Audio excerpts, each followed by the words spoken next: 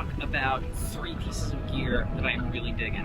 One of them is paddling gear, one of them is van life gear, one of them is just gear. Yeah, just really digging these right now. Let's go.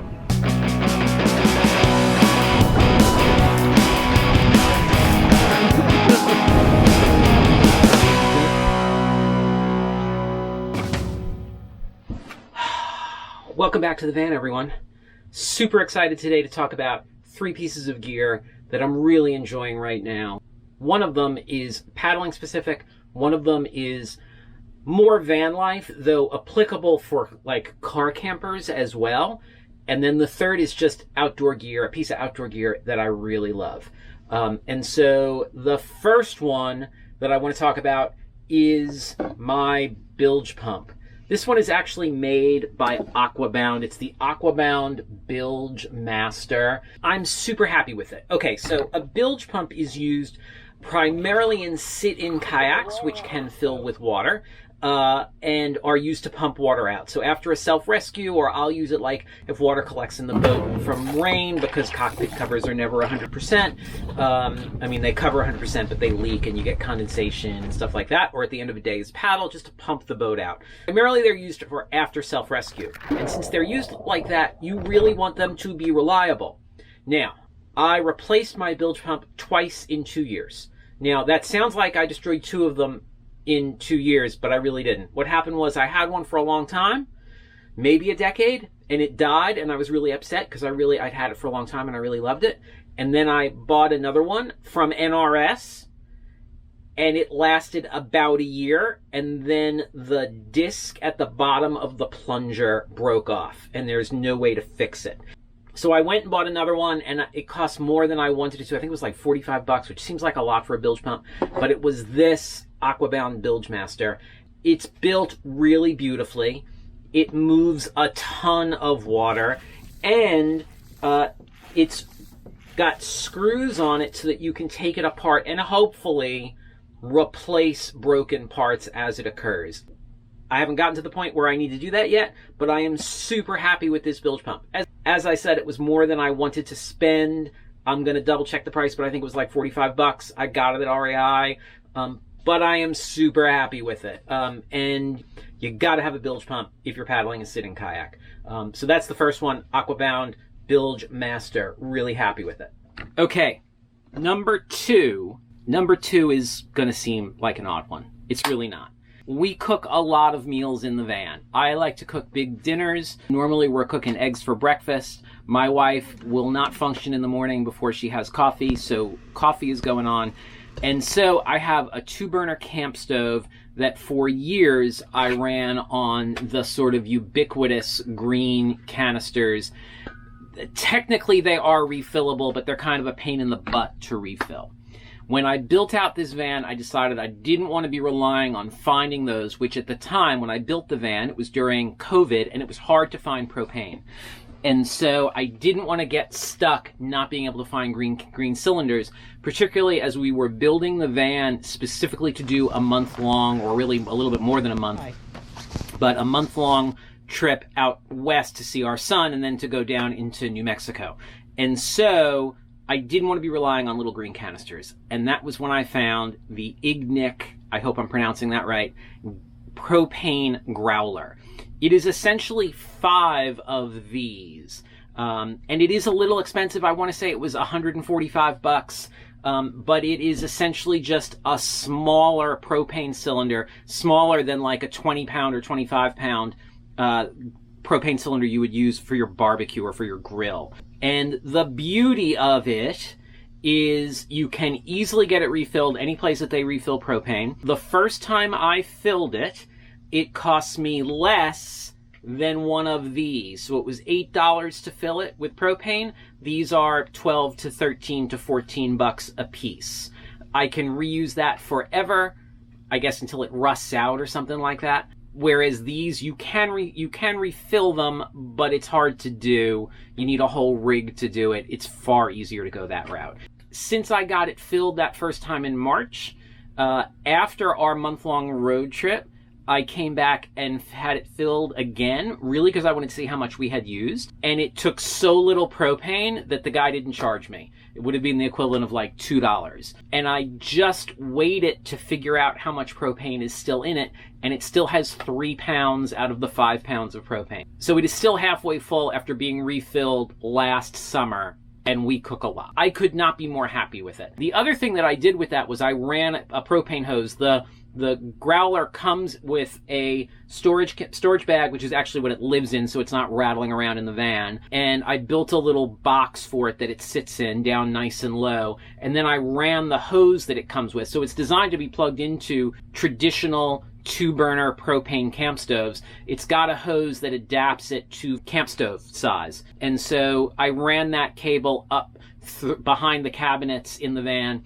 so I can just pull out my Jetboil Genesis stove system and plug in the stove to the line that I ran. I could not be happier with that thing. It's out of the way. I barely think about it. We turn it on when we use it. We turn it off when we don't. It's reachable from the kitchen area, but pretty well hidden. You really can't find it unless you're looking for it. It's back in a dark corner. Super happy with it. Really love it. That's product 2. Okay, product 3 I've actually had for a long time. I've had product 3, I don't know, 4 years, but it just occurred to me that other than charging it once a week, once every 2 weeks, I kind of don't think about it. And I am a firm believer that a piece of gear works well when you don't think about it. And what I'm talking about is my Garmin Instinct watch. Now, everyone who's active in the outdoors wants a Garmin Fenix. I think we're on the Garmin Fenix 7. The Garmin Fenix watches started as hiking watches, but at some point the Garmin designers must have realized we can put every feature that we make in every other watch in the Garmin Fenix, and they did that. So if you're a runner, it has all the features of the high-end running watch. If you are a cyclist, it has all the features of the high-end cycling watch and will pair with all the cycling accessories. You can download different faces. It's got a color screen. It's got a moving map. It does everything. It'll control your music. It'll store some music. It does everything. The problem is it starts at like $700. And so most of the people that actually work in the outdoors could never afford a Garmin Fenix, certainly not a new one. They are very expensive watches. So what I noticed was going on was when I worked at REI, I realized that a lot of REI employees have gone to the Instinct. The Instinct is a great little watch. It, for me, became easy when the watch that I had been wearing for over a decade finally died. And the watch that I had been using was the Sunto Vector, which, this is an obscure reference unless you work in the outdoor industry. It was the Denali jacket of watches. Every outdoor adventurer used the Vector. They would get it in the screaming yellow color, which is what I had. And it was what's called an ABC watch, which means it did altimeter, barometer, and compass. Primarily, I would use the barometer, and that's going to be a talk for another day. But I use the barometer for watching local weather. The compass I've used occasionally, but not all that much because I generally have a compass. And the altimeter I would use when hiking for navigation. By far, though, it's the barometer that I need to use. Because Sunto no longer made the Vector when that watch died, I went to look for replacements. I looked at Casio, I looked at Sunto, I looked at a couple of other companies, and no one was really making a watch that was as comparable and as affordable. They were generally pretty ugly, and they also were now looking at like $300, $400 for an ABC watch. And that was when I noticed the Garmin Instinct, which in retrospect I realized was made for people who just can't afford the Garmin Fenix. The Garmin Instinct is an ABC watch, altimeter, barometer, compass, but also has GPS functionality. The GPS functionality works great, except that it really kills the battery. So I use it pretty sparingly. I use this as a ABC watch, and occasionally I will turn it on to check speed, or I'll turn it on to get a latitude and longitude, but I'm not using it like as a hardcore navigation device. but I find I'm using it when I'm in the gym and on a rowing machine. I found that I was using it when I was mountain biking, which was really nice. It does all the things you need a watch to do if you're active in the outdoors, but it doesn't do everything that Garmin does. It's got a grayscale screen. It doesn't have a color screen. It's got a rudimentary moving map, which is so useless that I don't actually use it. It's got a big altimeter option on it, a big barometer option on it, a great compass feature on it. You can't change out the watch faces. You can't add things to it. It won't control my music. I don't need a watch to do any of those things. I need altimeter, barometer, compass, and if I'm getting it essentially for free, you know, in terms of I'm not paying much more to get the GPS, I'll use the GPS occasionally. I am super happy with this watch, with the one complaint being that it needs like a kayak feature. As much as I love this watch, I am kind of lusting over the newer version. There is a new version of the Instinct called the Instinct Solar. So I would like the solar screen that they've added to it so that the battery lasts longer. I get about a week's worth of battery out of it. With the solar, a friend of mine tells me he gets about a month of battery out of it. That would be a nice feature. But the price has jumped pretty substantially. It went from, I want to say I paid around $250 for this watch. It's now like $350 or close to $400. So again, the prices are creeping up. There is a version called the Special Edition, and I think it's actually called the Surf Special Edition.